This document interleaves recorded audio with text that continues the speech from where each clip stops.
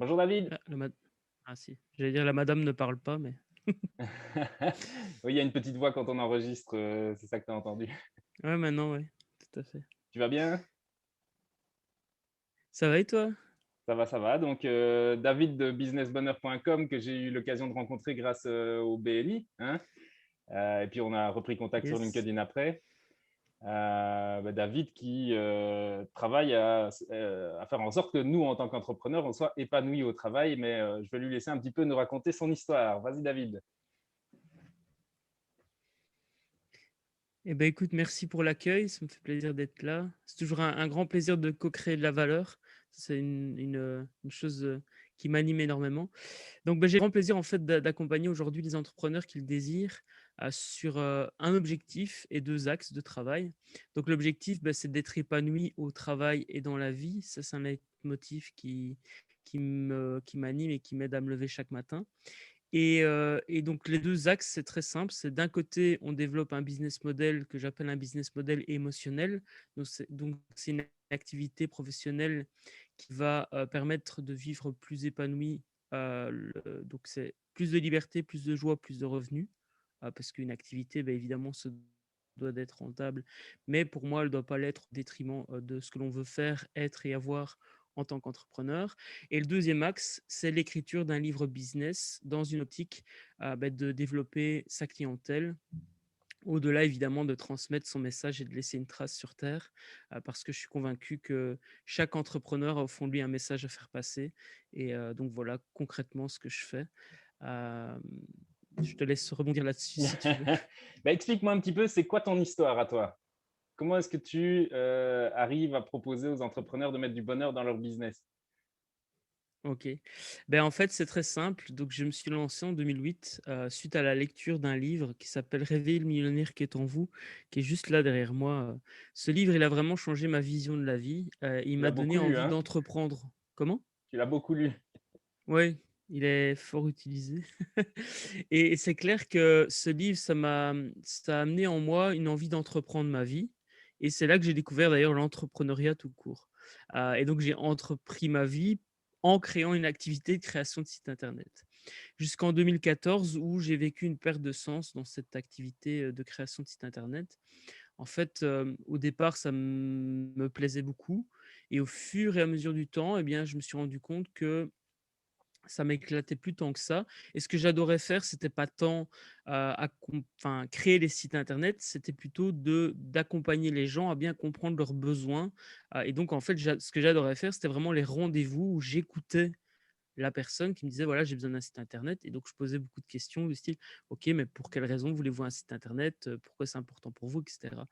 Et vraiment en 2014, j'ai eu cette perte de sens, ce qui m'a amené à aller me faire accompagner par un organisme, d'accompagnement à la création d'entreprise. Et là, on m'a donné le business model Canva, que tu connais très certainement, Mmh. qui est un modèle, donc en 9 cases sur une page. On complète ce modèle et on a comment est-ce que l'activité professionnelle fonctionne, ce qui fait rentrer de l'argent, ce qui fait sortir de l'argent, et cetera, la proposition de valeur de l'entreprise. Et là, je me suis dit: «OK, c'est bien, on parle de mon entreprise, de mon projet d'entreprise, mais il manque un truc. Il manque moi là-dedans. À quel moment est-ce qu'on m'interroge moi dans ce Canva? À aucun, puisque en fait, effectivement, ce Canva, il n'a pas pour objectif de parler de moi, il a pour objectif de parler du business. Et donc, j'ai développé, pour moi au départ, et puis il y a des gens qui m'ont demandé des ateliers, et puis c'est devenu quelque chose de plus gros. J'ai développé l'emotional model Canva. Donc vraiment le business model émotionnel, qui amène vraiment une réflexion sur soi en tant qu'entrepreneur, qu'est-ce qu'on veut être, faire et avoir. Et de là est née l'aventure Business Bonheur qui aujourd'hui, est une méthode, 2 livres et une académie. Ça, c'est vraiment ce qui m'a amené à faire ce que je fais aujourd'hui, à accompagner les entrepreneurs à vivre épanouis au travail et dans la vie. Et peut-être pour clôturer l'histoire, comme ça on a vraiment la boucle, ce qui m'anime aujourd'hui, c'est aussi malheureusement, d'avoir perdu mon père. Et c'est vraiment à ce moment-là, c'est ce qui que je me suis rendu compte en fait que la vie est un cadeau que l'on se doit de déballer à chaque instant. Et ça, c'est vraiment le leitmotiv de l'académie Business Bonheur. Donc c'est arrêtons de nous, de nous user au travail, que ce soit en tant qu'entrepreneur ou en tant que salarié. Mais moi, voilà, je préfère travailler avec des entrepreneurs, je me sens plus à ma place. Mais c'est vrai que, voilà, pourquoi pas accompagner plus tard des salariés avec la méthode Business Bonheur, c'est possible de le faire aussi. Donc, voilà en résumé ce que je suis, enfin qui je suis, en tout cas ce qui m'a amené à être qui je suis aujourd'hui professionnellement parlant. Génial. Et donc, tu t'adresses à des entrepreneurs, tu travailles avec eux sur leur épanouissement personnel en analysant quelles sont leurs valeurs et comment ils les amènent dans leur travail pour être en alignement. Tout à fait. En fait, il y a 2 grands publics. Il y a premièrement les porteurs de projets qui n'ont pas encore créé d'entreprise. Là, l'idée, c'est vraiment de valider le business model émotionnel. Donc, c'est vraiment un business model qui répond à leurs besoins, leurs attentes et leurs envies. Et alors, il y a aussi des entrepreneurs, donc ça, c'est le deuxième public, qui sont déjà lancés, mais qui ont une perte de sens dans leur activité. Et donc là, parfois, c'est pas plus d'argent ou plus de ceci ou plus de cela. Parfois, c'est moins. Par exemple, j'ai accompagné quelqu'un qui, à un moment donné, gagnait très bien sa vie, mais passait très peu de temps avec ses enfants. Or, un des grands besoins qu'il avait, c'était de passer du temps avec ses enfants. Et donc, on a vraiment réadapté son business model, la manière dont fonctionne son entreprise euh, et la manière dont lui-même fonctionne pour qu'il puisse justement aller chercher ses enfants à la sortie de l'école, pour qu'il puisse passer du temps avec eux le soir, etc. etc. Donc, il y a vraiment un travail sur la personne en parallèle du travail sur le business. Et c'est vraiment après comment est-ce que j'adapte le business et la manière dont il fonctionne aujourd'hui pour qu'il réponde à mes besoins, mes attentes et mes envies en tant qu'entrepreneur. Donc ça, c'est vraiment important. Donc il y a ces deux publics-là et effectivement, on est focalisé sur les valeurs de la personne, mais aussi les objectifs de vie de cette personne.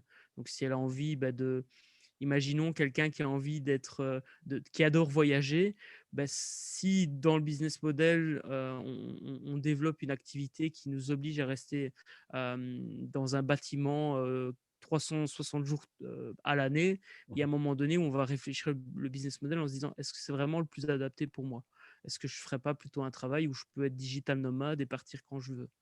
Et Pour, donc vraiment, on adapte le business model en fonction. pour paraphraser mon coach actuel, vivre une vie riche et épanouie, c'est pas forcément avoir plus d'argent, comme tu disais. Effectivement, c'est ça, ouais, tout à fait. C'est pour Comment ça est-ce que je que... je suis prudent dans l'utilisation du plus. Ouais. Après voilà, évidemment, un porteur de projet généralement, c'est plus qu'il veut. Et comment est-ce que, en tant qu'entrepreneur, pour ceux qui nous écoutent, comment est-ce que tu identifies cette perte de sens? Parce que ça vient pas toujours, c'est pas toujours évident. Tu dis pas à un moment donné, j'ai une perte de sens, tu vois? Comment Mmh. est-ce que tu identifies ça? C'est quoi les signes avant-coureurs? Pour moi, le grand signe, ça a été les pieds de plomb le matin, vraiment, ou la peur d'ouvrir des mails parfois. Je me souviens, il y a encore quelques années, je recevais des mails, en fait, des réponses de devis que j'avais envoyées et en fait, j'avais peur d'ouvrir parce que je me dis: «Merde, le client, il va accepter». Et du coup, là, tu vois, il y a un truc qui cloche. Ça, c'est pas possible. Tu te dis pas à un moment donné: «Merde, un client va signer», si tout va bien. Si tu te dis: «Merde, un client va signer», c'est qu'il y a quelque chose qui va pas. Donc moi, je dirais oui, soyez à l'écoute de vous et vraiment, en fait, le corps, il sait, hein. Aujourd'hui, enfin, on parle beaucoup de burn-out. Le burn-out de l'entrepreneur, ça existe. Donc vraiment, les signes avant-coureurs d'une perte de sens, ce sont les signes d'avant-coureurs d'un burn-out, en fait. Parce qu'au final, quand on s'éloigne de qui on est et de vraiment ce que l'on veut faire et de ce qui nous correspond, le corps, le cœur nous fait sentir qu'on n'est pas au bon endroit. Mais vraiment, moi, ça a été les pieds de plomb et la peur d'ouvrir certains mails je caricature avec les mails, mais c'est en gros la peur de recevoir certaines informations comme la signature d'un contrat, parce que ça ne me correspondait pas en fait, tout simplement. Ça me correspondait plus. Parce Ouais, qu'en ouais. 2008, quand j'ai démarré, ça me correspondait. Donc, Ouais, ouais, ouais, donc ça veut dire que c'est un travail qu'il faut faire quand même de manière assez régulière aussi ou tu le fais une fois et hop, tu as l'illumination? alors justement, moi je propose de faire le bilan au moins tous les ans, si pas tous les 6 mois. Alors l'idée du bilan, c'est pas de tout révolutionner dans sa vie. L'idée du bilan, c'est de faire le point. Donc dans la méthode Business Bonheur, il y a un bilan en 16 points d'évaluation et on s'interroge sur toutes les sphères de sa vie. Donc, on ne s'interroge pas que sur le business. Parce qu'évidemment, la vie privée influence la vie professionnelle et inversement. Imaginons aujourd'hui, je suis célibataire. En tout cas, je suis pas parent. Et dans un an, j'ai eu un enfant. Et évidemment que ça va chambouler toute ma vie. Donc, si c'est vraiment ça qui est important. Le bilan, c'est une photo de notre vie aujourd'hui Mmh. et est-ce que cette photo correspond à ce que l'on veut être, faire et avoir? Si oui, bah, tant mieux, on continue. Si pas, ben, on se pose des questions sur ce que je veux changer, ou ce que je peux changer pour, bah, que cette photo ressemble plus à ce que je veux être, faire et avoir aujourd'hui. Et la petite astuce, c'est que je propose aussi de se projeter à un an et là, on est plus dans la vision du coup, et l'idée, c'est vraiment de faire le même point, le même bilan en 16 points d'évaluation, mais de se demander: «Qu'est-ce que je voudrais avoir comme point?» entre guillemets, dans un an. Et comme ça, on peut faire la comparaison entre la photo d'aujourd'hui et la photo dans un an. Si c'est cohérent et que tout est aligné, bah, tant mieux. S'il y a des choses à changer, bah, on sait au moins sur quoi agir. Parce qu'il y a rien de pire que d'agir à l'aveugle en fin de compte. Et une question qui me vient comme ça, pour replacer un petit peu dans le contexte d'aujourd'hui, est-ce que c'est quelque chose qui parle beaucoup plus maintenant que ça n'était le cas avant? Mmh. Effectivement, quand j'ai démarré en 2014, il y a eu quelques demandes, et c'est vrai que plus les années ont passé, je pense vraiment que je suis arrivé au bon moment. Parce que plus les années, ont passé entre 2014 et aujourd'hui 2021, plus j'ai vu la demande, aller en croissance, mais pas que chez moi, en fait.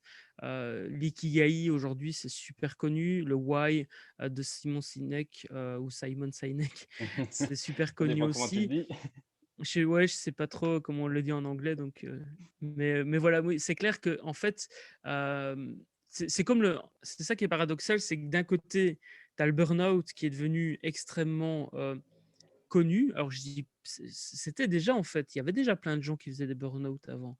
C'est juste qu'aujourd'hui, on en parle beaucoup et in fine, le bonheur au travail, on en parle beaucoup aussi. Parce que je pense que les 2 ben, sont dans l'inconscient collectif, c'est devenu malheureusement quelque chose de fort répandu. Et donc évidemment, si d'un côté, il y a beaucoup de gens qui dépriment au travail, voire qui font un burn-out, bah, évidemment, de l'autre côté, il y en a beaucoup qui veulent s'épanouir, bah, soit parce qu'ils se reconstruisent après, ce fameux burn-out, soit parce qu'ils veulent se prémunir de cette fameuse, de ce fameux événement qui peut vraiment amener à beaucoup de dégâts, parce que voilà, il y a différents niveaux de burn-out évidemment, mais Mmh. quand on fait un burn-out, un bien bon, ça peut laisser des séquelles même physiques, donc faut vraiment se prémunir de ça.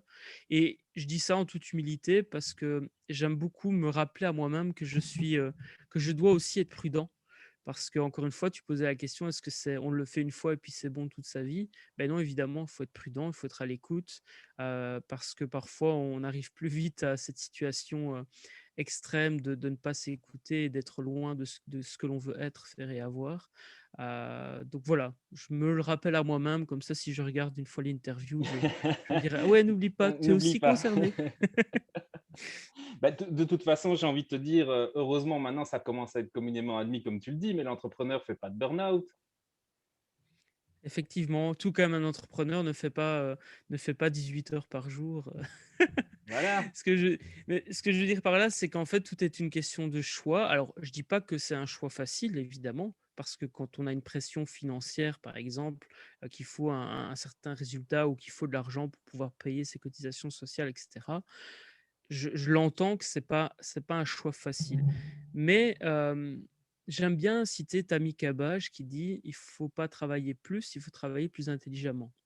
Et en fait, c'est ça qui est paradoxal, c'est que moi-même, par le passé, je me disais: «Il faut que je bosse, il faut que je bosse, il faut que je bosse pour avoir des résultats». Mais en fait, c'est pas tant le nombre d'heures de travail qui compte.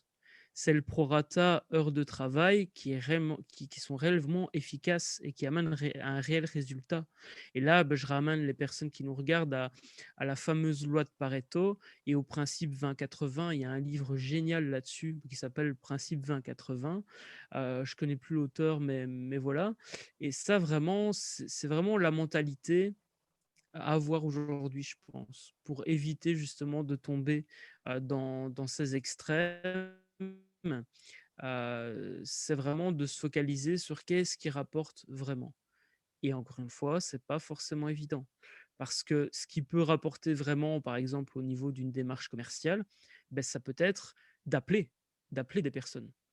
Sauf que, bah, la majorité des entrepreneurs, et j'en fais et j'en faisais partie, je préfère envoyer un mail, c'est plus facile, c'est moins risqué. Je risque pas d'être jeté, je risque pas de me recevoir un nom dans la figure. Sauf que je remarque que j'ai loupé des contrats parce que j'ai pas appelé assez rapidement.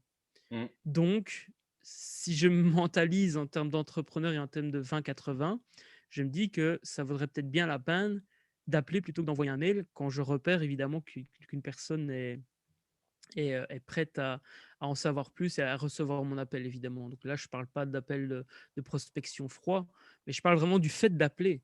Nombre d'entrepreneurs, enfin je ne sais pas si toi tu aimes appeler, mais je sais qu'il y a plein d'entrepreneurs qui n'osent pas appeler parce qu'ils ont peur de déranger. Et là, ça ramène à des peurs primaires qui sont la peur du rejet. Parce que quand on était, ben, quand tu sais, à l'homme préhistorique, tu étais rejeté du groupe, tu avais 99% de chances de mourir parce C'est que marrant, le principe de tribu dont tu es en train de parler, c'est la troisième fois en une semaine que j'en entends parler alors que j'avais jamais vraiment bah, écoute, capté le ouais, principe. C'est- bah, oui, c'est ça. En fait, c'est aussi une des raisons fondamentales pour laquelle l'Académie Business Bonheur existe. C'est parce que, l'entrepreneur a des croyances, a des peurs qui l'empêchent d'avancer. Et donc là où il y a encore quelques années, on se focalisait vraiment sur le business, sur les stratégies, il y a la mission qui arrivait à ce moment-là, mais on se focalisait sur le business. Or, les limites d'une entreprise sont limitées par le plafond de verre du chef d'entreprise en fin de compte. C'est fondamental de se rappeler ça. Et donc évidemment, si tu brises pas toi-même en tant qu'entrepreneur, ton plafond de verre, beh, ton entreprise, elle va stagner, que tu le veuilles ou pas. Même si tu fais des choses au quotidien, et encore une fois, je dis tu, mais c'est je suis concerné aussi. C'est si on fait des choses au quotidien sans briser son plafond de verre, sans travailler sur soi. Moi, par exemple, j'ai vu des kinésiologues. Ici, je fais de l'hypnose, par exemple, pour dépasser certaines choses, parce qu'on ne peut pas le faire tout seul non plus. Ça, faut se dire aussi, c'est un des conseils que je donnerais ou que je me parce que seul, on peut pas y arriver. Il y a des choses qui sont tellement ancrées en nous que qu'on doit vraiment, dépasser ça. Et donc je dirais, c'est vraiment le développement personnel au service de l'entrepreneuriat. En tout cas, c'est la vision que j'ai de pour l'Académie Business Bonheur. Ouais. Mais c'est pas l'un ou l'autre, quoi. Tu peux être bien dans ta vie et dans ta peau et être entrepreneur sans faire des choix, comme tu disais, avec la personne qui préférait être avec sa famille et qui, voilà, a dû comprendre ça à un moment donné. C'est clair que Ouais. Heu, on a parfois, c'est parfois aussi un peu sociétal, j'ai l'impression. On se dit, oh, je suis entrepreneur, donc je dois travailler beaucoup et je dois mettre ma famille de côté. Enfin, tu vois, ouais, c'est ça, il y a en fait, il y a un inconscient collectif qui amène à penser qu'un entrepreneur ou un indépendant, c'est quelqu'un qui travaille beaucoup. Heu et en fait, contrairement aux salariés aujourd'hui, je vais dire en France et en Belgique, où, il y a les fameuses heures, enfin, on ne peut pas travailler plus de X heures par semaine et cetera. Aujourd'hui, l'entrepreneur, il y a pas cette limite-là. Donc si on s'impose pas cette limite à soi-même, beh, en fait, on peut être un bourreau du travail et se noyer aussi dans le travail. Ça, j'en ai connu aussi, des entrepreneurs qui, pour fuir les problèmes, travailler beaucoup. Ça existe aussi. Hem, donc en fait, on est dans une société où quand on a mal, eh bien, on va se noyer dans la consommation et ça peut être la consommation, de nourriture, ça peut être la consommation de distraction, ça peut être la consommation de s'éloigner en regardant un film ou en lisant un livre, de s'évader, ou ça peut être, de fuir en travaillant. Parce que quand on travaille, premièrement, on a l'impression d'avancer alors que parfois pas. Et deuxièmement, on est occupé à autre chose, donc on ne pense plus à ces problèmes. Et ça, c'est vraiment un des points sur lequel je travaille, c'est prendre du recul parce que parfois, tu es tellement dans le boulot que tu te rends pas compte qu'en fait, tu travailles pour dire d'oublier tes soucis, quoi. ouais, ouais, tout à fait. C'est important. Bah, ce qui est marrant, c'est que j'ai commencé ces interviews, tu vois, c'est mon top 100, j'ai pour objectif d'en faire 100. J'en suis à plus ou moins 25, et j'ai commencé avec, l'objectif de parler de marketing digital, de web, enfin, tu vois, de rester un peu dans mon core business qui était ça au départ, et plus j'en réalise et plus je fais des interviews avec des gens comme toi où, on discute plutôt de ces aspects, qui peuvent paraître parfois quand ils sont moi j'appelle ça plutôt spirituel, tu vois, être en paix avec soi-même, etc. Donc, Mmh. et plus on va vers ça, et plus je me dis qu'il y a tellement de choses à apporter aux gens qui nous regardent à ce niveau-là, plutôt que de parler business business. Mmh. Et c'est assez marrant parce que je commence à de plus en plus rencontrer des gens qui font des choses comme toi, sur le développement personnel plutôt que développement business. Mmh. Et je crois Ouais, que c'est vrai que je pense qu'il y a aussi le monde qui s'ouvre de plus en plus et les gens sont de plus en plus ouverts et réceptifs à ce genre de discours. C'est vrai qu'en 2014, quand j'ai démarré, ben, il y avait vraiment, on va dire, le clan, je caricature en disant clan, mais il y avait le clan développement personnel et le clan business pur. Et aujourd'hui, en fait, on parle de business spirituel, pourquoi pas, on parle de développement personnel de l'entrepreneur. Enfin, de c'est devenu puissance. quelque chose de plus accepté ou de plus répandu, je ne sais pas exactement, mais oui, c'est clair que c'est intéressant. Et alors derrière spirituel, enfin voilà, moi je mets par exemple l'univers, mais chacun met ce qu'il veut derrière cette notion spirituelle. Ça peut être Bouddha, ça peut être Dieu, ça peut être Si tu, Yahvé ou, si ou tu encore prends Mohamed. Eckhart Tolle, c'est ton être divin intérieur. C'est ça, Voilà. c'est vrai, c'est Donc, vrai, c'est vrai. spirituel ne veut pas forcément dire une énergie hein, au-dessus de toi, quoi. Donc, on n'est pas dans le Tout à religieux fait. du tout. C'est ça Ouais. qui est important à bien comprendre par rapport à tout ça. Euh, on n'a pas encore parlé de ton autre activité, enfin, comment est-ce que se rejoignent finalement ces deux activités-là? Comment Ok. est-ce que tu vois, du business bonheur où on est là, maintenant tu proposes aux gens de publier?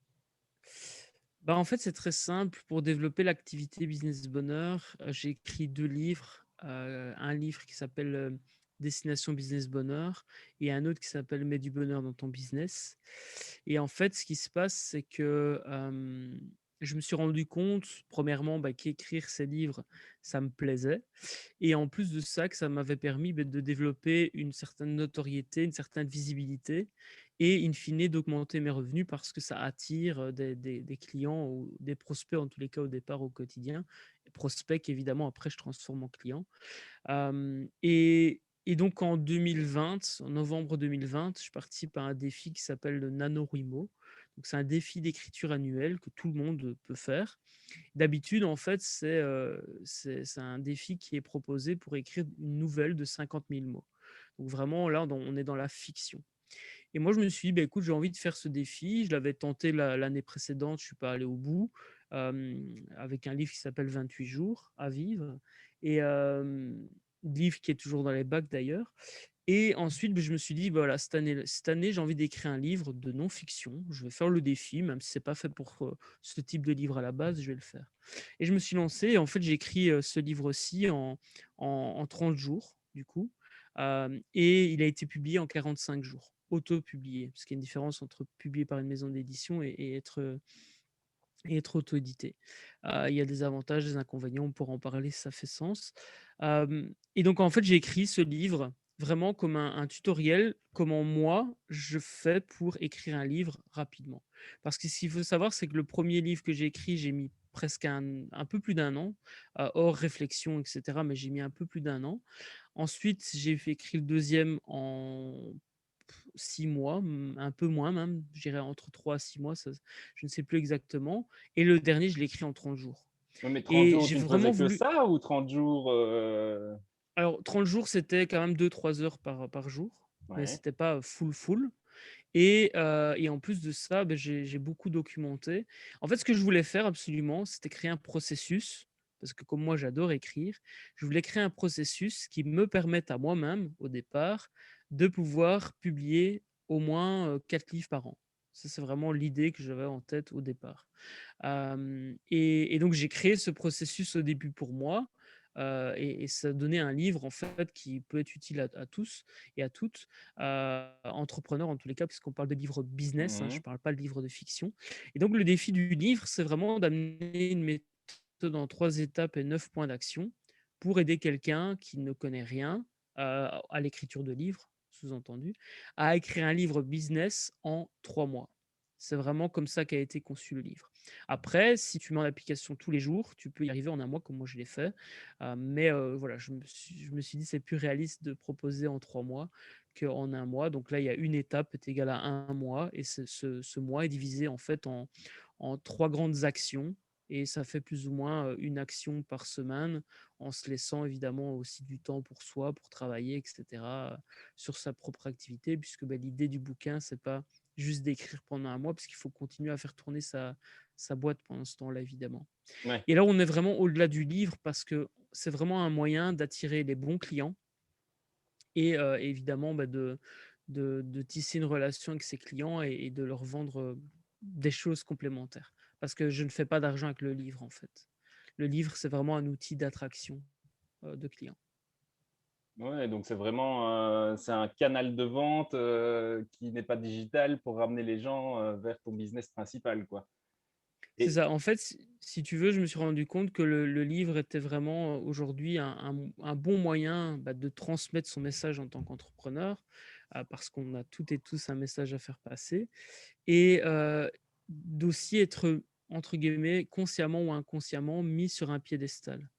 Et j'aime bien donner cet exemple, c'est une boutade, mais en gros, c'est si tu veux faire une différence dans une soirée, eh ben, il te suffit de dire que tu es acteur, chanteur ou auteur. Ça fonctionne à chaque fois. Il faut essayer, il faut vraiment essayer. Dans une soirée où vous connaissez personne, bah, vous arrivez, vous dites que vous êtes acteur ou chanteur ou auteur.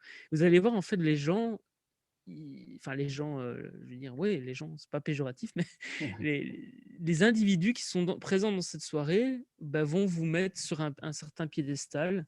Alors, il y en a qui vont pas vous encadrer, parce que voilà, peut-être qu'ils eux aussi ont envie d'être acteurs, chanteurs ou auteurs. Mais les autres vont se dire: «Ah ouais, OK, t'as écrit quoi? Et ceci et cela». Et la majorité du temps, en fait, les gens demandent, mais sont même pas intéressés par le bouquin au final. C'est juste ce statut et donc aujourd'hui, ce que j'appelle le statut d'entrepreneur-auteur, c'est avoir ce statut, c'est un petit peu comme gage de qualité. Alors ça ne veut pas dire qu'on a fait de la qualité, mais en tout cas dans l'inconscient collectif, c'est gage de qualité mais et tout le monde peut écrire voilà un un peu livre? par rapport à ça. Comment? Tout le monde peut écrire un livre? Oui, je suis convaincu que oui. Hem, Tout le monde peut, maintenant tout le monde ne le fera pas parce que c'est pas parce que c'est c'est pas parce que c'est, alors est-ce que je vais utiliser le mot facile? Hem, En fait, c'est pas facile, c'est simple. C'est ça la différence, c'est que aujourd'hui, on n'est même plus obligé d'écrire son livre, on peut parler son livre. Donc par exemple, j'ai des clients que j'accompagne, on en profite pour à la fois écrire leur livre et à la fois créer du contenu pour leur chaîne YouTube. Et en Mmh. fait, c'est très simple. Aujourd'hui, tu prends une vidéo YouTube, tu la retranscris toi-même ou tu la fais retranscrire par quelqu'un ou par un ordinateur et puis tu repasses derrière pour évidemment remettre en forme et que ce soit un texte cohérent, lisible, etc. Mais donc aujourd'hui, même quelqu'un qui n'est pas bon en français peut écrire un livre. Ça, c'est une des fausses croyances que je déconstruis beaucoup, c'est je dois être littéraire, je dois savoir bien écrire, etc., etc. Mais imaginez un livre business écrit comme Victor Hugo, je suis pas sûr que ça fasse l'unanimité. Ou comme Voltaire, tu vois, ou comme Marcel Proust. Je serais curieux de lire Marcel Proust qui a écrit un bouquin, un livre business ou encore ouais, Victor Hugo avec Ça tous doit les pas être très détails. ça doit pas être très Alors amusant. aujourd'hui, mon bureau, il y a le papier, le coupe-lettres qui est là, il y a le en fait, tu passes 3 chapitres à avoir la description du bureau, du gars qui écrit le bouquin. Enfin voilà, c'est donc non, aujourd'hui, gardez votre style et c'est ça la force de la méthode publiée pour impacter, c'est que la personne, l'entrepreneur garde son style, mais il a une méthode éprouvée en 3 étapes et 9 points d'action où il est vraiment guidé sur l'écriture et la publication de son livre dans une optique d'attirer des nouveaux clients évidemment. C'est pas juste écrire le livre, c'est vraiment écrire le livre en mode stratégique pour que ce livre donne envie aux prospects d'acheter notre solution. Ça, c'est Ouais, vraiment. ouais, ouais. C'est l'auteur de La Semaine des 4 heures qui expliquait qu'il avait écrit son livre comme s'il avait fait un mail à des Oui, bah copains. oui, c'est ça, ouais, Euh, tout à fait. donc Aujourd'hui, c'est vraiment se dire que l'on n'est pas capable d'écrire un livre, c'est une fausse excuse. Alors, je dis pas qu'elle est pas valable, mais voilà, si vraiment on a envie d'écrire un livre, aujourd'hui, on peut le faire. Il y a plus de frein. Enfin, aujourd'hui, l'auto-édition permet vraiment à n'importe qui d'écrire un livre et de le publier. C'est ça qui malheureusement dessert aussi l'auto-édition, c'est que comme n'importe qui peut écrire et publier un livre, mais si un auteur ne fait pas le travail de l'édition, puisqu'à ce moment-là, c'est l'auteur qui est la maison d'édition, ben, ça donne des livres avec plein de fautes, ça donne des livres moches, pas mis en page, etc. Moi, je me suis entouré pour mes livres de graphistes qui ont fait les couvertures et qui ont fait l'intérieur aussi. Enfin, tu vois, là, il y a une vraie mise en page, une vraie recherche qui a été faite. Et malheureusement, l'auto-édition permet tout et n'importe quoi, bien que ça se professionnalise de plus en plus, puisqu'il y a tellement de concurrence aujourd'hui que si tu mets pas un peu de respect dans la réalisation et la mise en page, eh bien, ça se voit tout de suite. Enfin, tu vois, par exemple, mettre du bonheur dans ton business, il y a vraiment j'avais vraiment cette envie d'amener les gens à écrire dans le bouquin et ah de ouais, il faut écrire vraiment dedans, ouais. avoir des espaces. Et alors, j'ai travaillé avec Denis Dorbolo qui a fait les sketch notes. Et donc, chaque fin de chapitre, il y a, comment dire, un résumé visuel.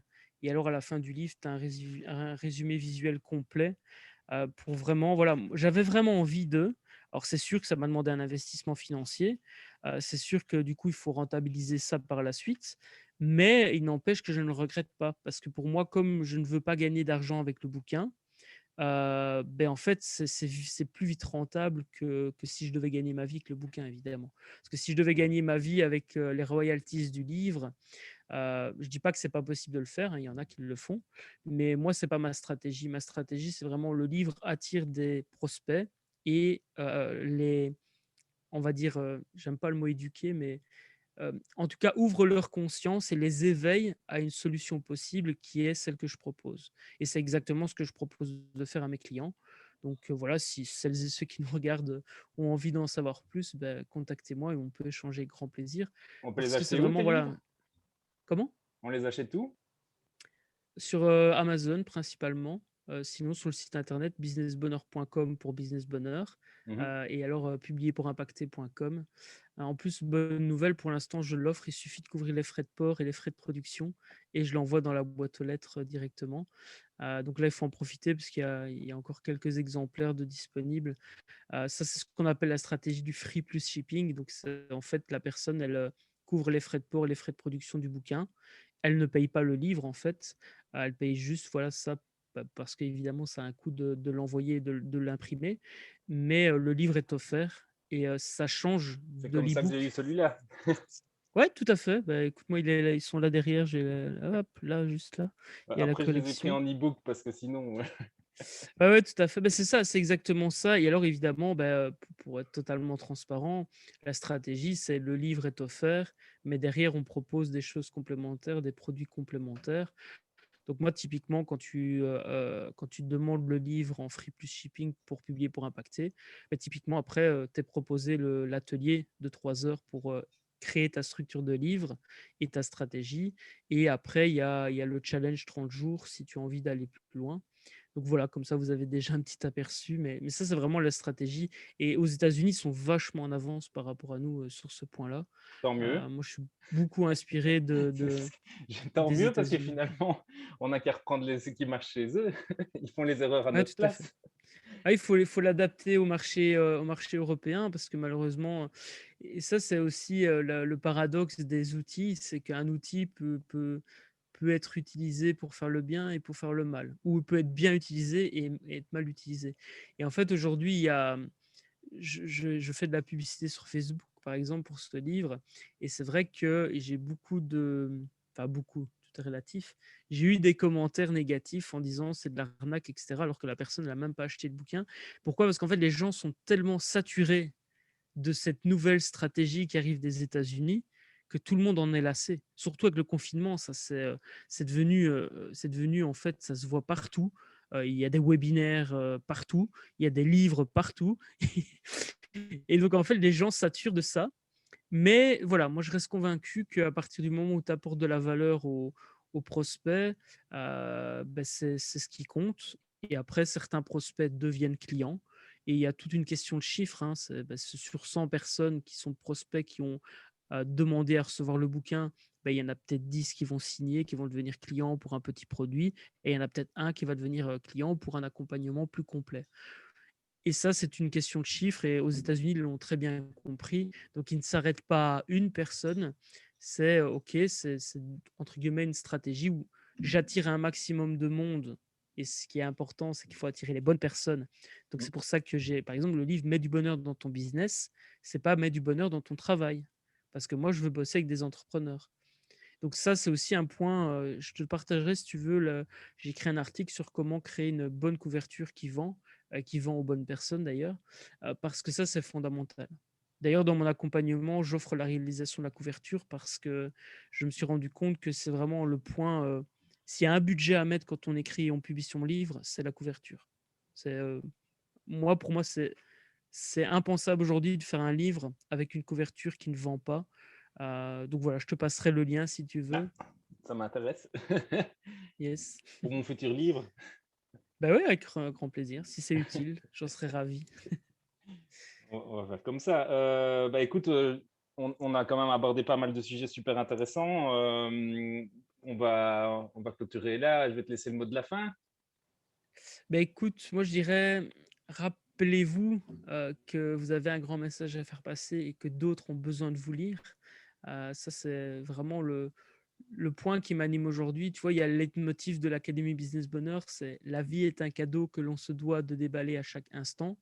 Et le leitmotiv de publierpourimpacter.com, c'est un livre peut changer une vie. Et vous, quelle vie allez-vous changer? Je dirais Génial. c'est Bah, le mot de la fin. génial. Bah, j'espère qu'on aura pu changer des vies sans être trop orgueilleux par rapport à ça, mais je Bien veux dire, sûr. avec une vidéo. Je te remercie beaucoup en tout cas de m'avoir consacré du temps et Bah, avec bah, grand plaisir. je te souhaite une bonne journée. À bientôt. À bientôt, prenez soin de vous. Salut. Ciao.